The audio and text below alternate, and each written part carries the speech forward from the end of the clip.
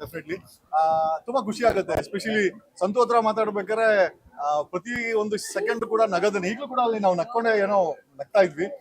It's a great moment that ಏನೋ ಅವರೆಲ್ಲ ಜೊತೆಲಿರೋದು ಅಥವಾ ಜೊತೆ ಸಿಕ್ಕಿರೋದು. ಆಮೇಲೆ ನಮ್ಗೆ ಒಬ್ಬ ಅಡ್ವೊಕೇಟ್ ಆಗಿ ಅಥವಾ ಒಬ್ಬ ಸಾಮಾನ್ಯ ವ್ಯಕ್ತಿಯಾಗಿ ಈ ಪ್ಲಾಟ್ಫಾರ್ಮ್ ಹೋಗಿರೋದೇ ಒಂದು ದೊಡ್ಡ ಅದೃಷ್ಟ ನಮ್ಗೆ.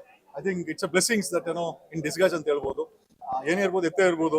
ರಂಜಿತ್ ಒಳಗಡೆ we had some small differences ಏನೋ ಇನ್ ದ ಬಿಗ್ ಬಾಸ್. ಇವತ್ತಿನ ಮದುವೆಗೆ ನನ್ಗೆ ಇನ್ವಿಟೇಷನ್ ಇರಲಿಲ್ಲ.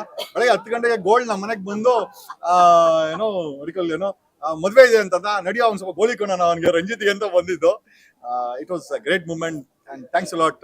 ಇನ್ಫ್ಯಾಕ್ಟ್ ಈ ಒಂದು ಮೂಮೆಂಟ್ಸ್ ಇಂದ ನಮ್ಗೆ ಅನ್ಸುತ್ತೆ ನಮ್ಗೊಂದು ಆತ್ಮವಿಶ್ವಾಸ ಮತ್ತೆ ಆ ಕಾನ್ಫಿಡೆನ್ಸ್ ಜಾಸ್ತಿ ಆಗುತ್ತೆ. ಜನ ಯಾವತ್ತು ನಮ್ಗೆ ಆ ಸ್ಪೆಷಲ್ ಫೀಲ್ ಮಾಡಿದ್ದಾರೆ. ನಾವು ಸದಾ ಕಾಲ ಈ ಜನಗಳಿಗೋಸ್ಕರ ಋಣಿಯಾಗಿರ್ತೀವಿ. ಯಾರೇ ಆಗಿರ್ಬೋದು. Thanks a lot, love you all and special thanks to both of this people.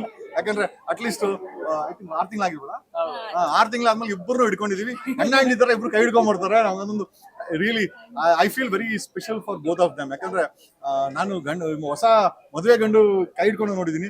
Santu ಎಷ್ಟು ಇಷ್ಟ ಪಡ್ತಾನೆ ಹೆಂಡತಿ ಅಂತ ಇವಾಗಲೇ ನನ್ಗೆ ಗೊತ್ತಾಗುತ್ತೆ. ನಾನು ಹೆಂಡತಿ ಕೈ ಹಿಡ್ಕೊಳಲ್ಲ, ಇನ್ಮೇಲೆ ನಾನು ಇದನ್ನ ಮಾಡ್ಬೇಕು.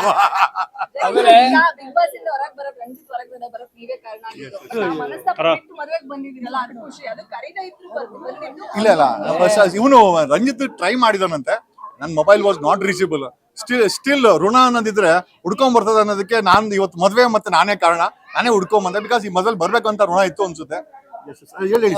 ನಮ್ಗುನು ಯಾಕಂದ್ರೆ ನಾನು ಇದ್ದಂತ ಅಷ್ಟು ವಾರಗಳಲ್ಲಿ ನಾನು ಯಾರ್ದಾದ್ರು ಫ್ಯಾನ್ ಹಾಕಿದ್ರೆ ಅದು ಜಗದೀಶ್ ಸರ್ ಮಾತ್ರ. ನಾನು ಟಿವಿಲಿ ಬಂದ್ರೆ ಮಿಮಿಕ್ರಿ ಅಮ್ಮ ಇದಾರೆ ಹಾಕೊಂಡು ಸಾಯಂಕಾಲ ಮನೆಗೆ ಹೋಗಿ 2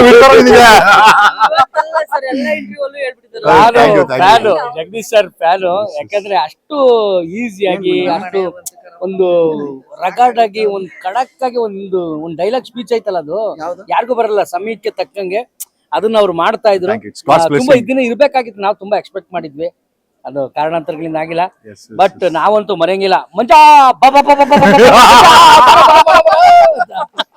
ಫೋನಲ್ಲಿ ಬಂದಿದ್ದು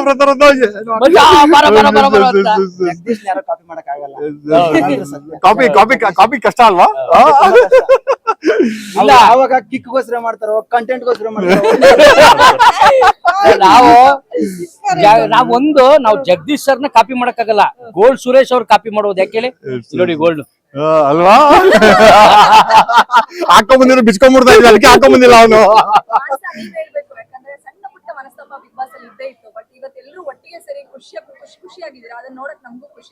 ಮದುವೆಗೆ ಬಂದಿರೋದೇ ಎಲ್ರು ಖುಷಿಯಾಗಿರಕ್ಕೋಸ್ಕರ. ಇಲ್ಲಿ ಬಂದು ಕಿತ್ತಾಡಕ್ ಆಗುತ್ತೆ? ಇದೇನ್ ಬಿಗ್ ಬಾಸ್? ಅಂದ್ರೆ ಬಿಗ್ ಬಾಸ್ ಅಲ್ಲಿ ಕಿತ್ತಾಡ್ದಿ ಅಂತ ಆಯ್ತು ಮತ್ತೆ. ಅಲ್ಲ ಸರ್, ನೀವು ಬಿಗ್ ಬಾಸ್ ಎಲ್ಲ ಕಿತ್ತಾಡ್ಲೇಬೇಕಲ್ಲ, ಏನು ಮಾಡಕ್ಕಾಗಲ್ಲ. ಯಾರ ಆ ಮನಸ್ಥಿತಿ ಯಾರ ಕಂಟ್ರೋಲ್ ಇರಲ್ಲ. ಹಾಗಾಗಿ ತಪ್ಪುಗಳಾಗಿರ್ಬೋದು. ಬಟ್ ವೈಯಕ್ತಿಕವಾಗಿ ಯಾರಿಗೂ ಬೇಜಾರಿಲ್ಲ. ಅದೆಲ್ಲ ಎಂಟರ್ಟೈನ್ಮೆಂಟ್ ಅಷ್ಟೇ. Part of entertainment. ಎಲ್ಲ ಎಂಟರ್ಟೈನ್ಮೆಂಟ್. ಅದ್ ಬೇಕಾಗಿತ್ತು, ಆ ಮೂಮೆಂಟ್ ಗೆ ಮಾಡಿದೀವಿ. ನೀವು ಗೋಲ್ಡ್ ಇವಾಗ ಹಾಕ್ತಿಲ್ಲ, ಬಟ್ ನಿಮ್ಮ ಅಕ್ಕಪಕ್ಕ ಭಾವ ಅಲ್ಲ ಅಳಿಯ ಮತ್ತೆ ತಂಗಿ ಗೋಲ್ಡ್ ಅಲ್ಲೇ ಮುಳುಗಿದ್ದಾರೆ. ಅಯ್ಯಯ್ಯೋ ಏನಾಯ್ತು ಅಂದ್ರೆ, ನನ್ಗೆ ಗೋಲ್ಡ್ ನಾನು ಹಾಕಕ್ ಸ್ಟಾರ್ಟ್ ಮಾಡಿದೆ ಯಾವ್ದೋ ಒಂದು ಇನ್ಸಿಡೆಂಟ್ ಇಂದ ನಾನು ಸ್ಟಾರ್ಟ್ ಮಾಡಿದೆ. ಅದನ್ನ ಸುಮಾರು ಇಂಟರ್ವ್ಯೂಗಳಲ್ಲಿ ನಾನು ಹೇಳಿದೀನಿ. ಸುದೀಪ್ ಸರ್ ಸ್ಟೇಜ್ ಮೇಲೆ ಹೇಳ್ತಾರೆ, ಗೋಲ್ಡ್ ಹಾಕಿಲ್ಲ ಅಂದ್ರೆ ಲಕ್ಷಣವಾಗಿ ಕಾಣಿಸ್ತೀರಾ ಅಂತ ಹೇಳ್ತಾರೆ. ಅದನ್ನ ನಾನು ಇನ್ಸ್ಪಿರೆನ್ಸ್ ಆಯ್ತು ಗೋಲ್ಡ್ ನ ಕಮ್ಮಿ ಮಾಡ್ಕೊಂಡ್ ಬರ್ತೀನಿ ಅಷ್ಟೇ.